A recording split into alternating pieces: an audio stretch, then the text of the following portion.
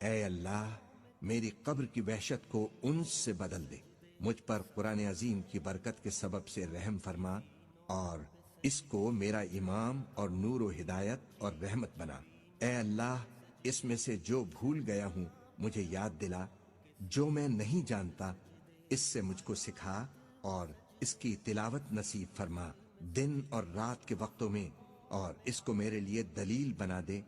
اے دنیا و آخرت کے مالک، اے بے پناہ رحمت و بخشش والے، مجھ پر تیری کس قدر بے شمار نعمتیں ہیں جن میں ہر نعمت پر تیرے شکر کا میں حق ادا نہیں کر سکتا۔ مجھ پر رحم و کرم فرمانے والے، مجھے فقر و تنگ دستی سے ذلیل نہ کیجو، قرض کی بدنامی سے مجھے بچائیو، اور جو نعمتیں تو نے ہمیں دی ہیں ان کو ہم سے واپس نہ لیجو۔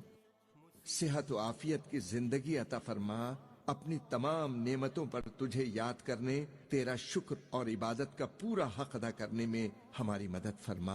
ہر قسم کے شر و فساد اور اس زمانے کے ہر فتنے سے میری اور تمام مسلمانوں کی حفاظت فرما، تو ہی اپنے بندوں پر رحم فرمانے والا ہے۔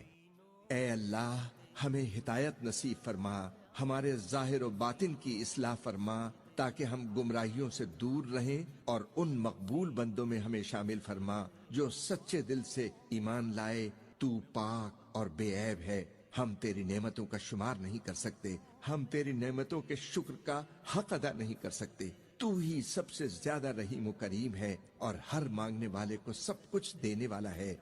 اے کریم ہمیں عافیت و سلامتی عطا فرما، اپنی اطاعت و فرمانبرداری کی ہمت و توفیق نصیب کر۔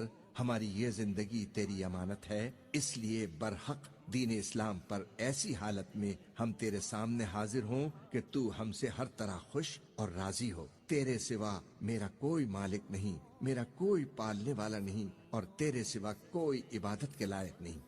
اے اللہ تو ہی آسمانوں اور زمین کا بنانے والا ہے اور دنیا و آخرت میں ہمارا مالک و مددگار ہے۔ اس تمنا کو قبول فرما کہ سچے مسلمان کی طرح ہمارا انجام بخیر ہو، تیرے نیک اور مقبول بندوں کی رفاقت حاصل رہے۔ تو نے ہر چیز کو اپنی رحمت میں لے رکھا ہے، تو ہر چیز سے باخبر ہے۔ تیری بتائی ہوئی راہ پر ہمیں ہمیشہ چلنے، گناہوں سے بچنے اور توبہ کرنے کی توفیق عطا فرما۔